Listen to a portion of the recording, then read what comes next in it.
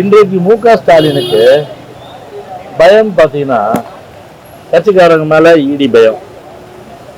அவங்களுடைய கொள்ளையடிச்ச பணத்தை கொண்டு போயிடுவாங்க, உள்ள தூக்கி போடுவாங்க சொல்லிட்டு இன்கம் டேக்ஸ் பயம். அது மட்டும் இல்லாமல் பார்த்தீங்கன்னா போதை வஸ்துகள் தமிழ்நாடு முழுவதும் நல்லா பரவுது, போதையை கண்டு பயம். அது மட்டும் இல்லாமல் பார்த்தீங்கன்னா இன்னைக்கு பெரிய அளவுக்கு தமிழ்நாட்டில் இந்த எவ்வளோ பிரச்சனைகள், நீட்டு பயம், தேர்தல் காலத்தில் வாக்குறுதிகள் நிறைவேற்ற முடியாத ஒரு சூழ்நிலை. இன்றைக்கு ஆசிரியர்கள் அரசு ஊழியர்கள் வீதிக்கு இறங்கி போராடுறாங்க, அவர்களை கண்டா பயம். இப்படி ஒட்டுமொத்தமாக தெனாலி போல ஒரு பயம் பயம் பயம் சொல்லிட்டு அந்த ஒரு மேனியா, அதாவது பார்த்தீங்கன்னா எதை பார்த்தாலும் பயம் இன்னைக்கு ஸ்டாலினுக்கு. அந்த அளவுக்கு இன்னைக்கு பயமே உருவான அந்த பயமே உருவானவர் தான் இன்னைக்கு ஸ்டாலின் என்பதை இன்னைக்கு சொல்கிறேன்.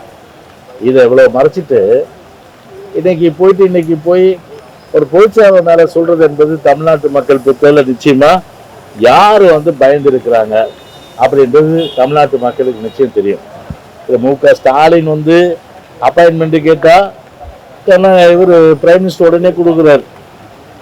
திரு உதயநிதி ஸ்டாலின் இப்போ துணை முதலமைச்சர், அன்னைக்கு அவர் பிரைம் மினிஸ்டர் சந்திக்கும் போது அமைச்சர் எந்த காலத்திலாவது ஒரு அமைச்சர் போய் பிரைம் மினிஸ்டர் சந்திச்சாரா? இவ்வளோ காலம் மோடி பிரைம் மினிஸ்டர் இருந்திருக்காரு, ஒரு கார்பரேட் கவர்மெண்ட்டை ரன் பண்ணிட்டு.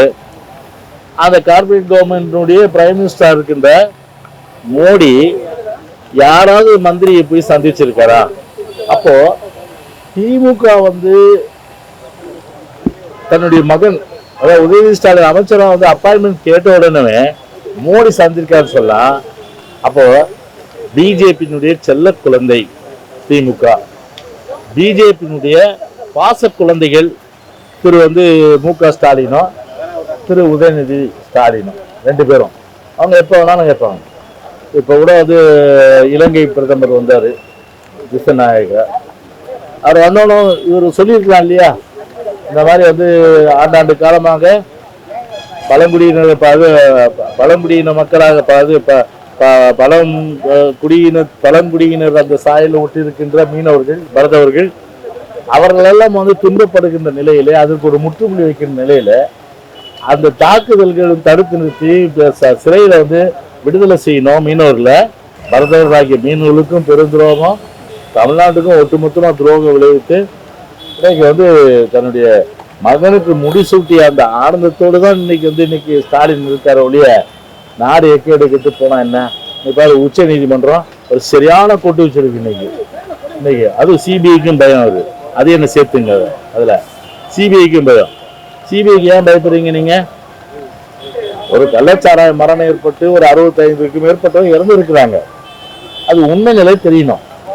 எங்க அனைத்து இந்திய அண்ணா திராவிட முன்னேற்ற கழக தரப்புல உயர்நீதிமன்றத்தில் மனு தாக்கல் செய்யப்பட்டு இங்க ஒரு நல்ல தீர்ப்பு உயர்நீதிமன்றம் கொடுத்தது. அது என்ன உதவி பண்ணிட்டு போக வேண்டியதானே?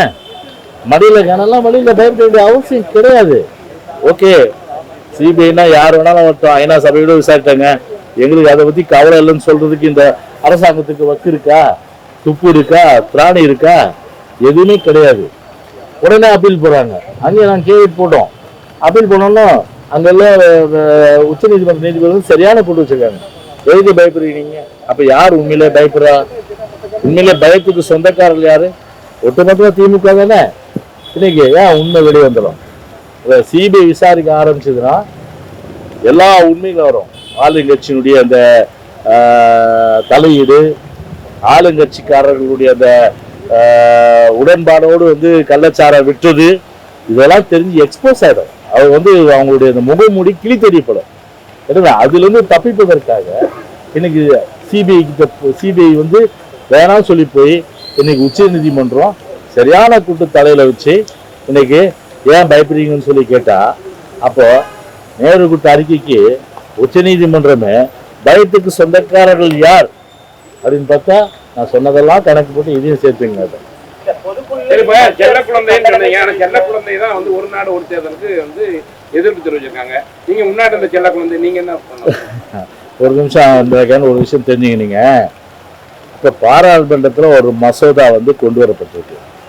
அந்த மசோதா கொண்டு வரப்பட்டு இப்போ கூட்டுக்குழுக்கு கொண்டு வருவாங்க. கூட்டுக்குழு வந்து அன்னைக்கு வந்து கூடும்போது தான் எங்கள் நிலைப்பாடை நாங்கள் தெரிவிப்போம்.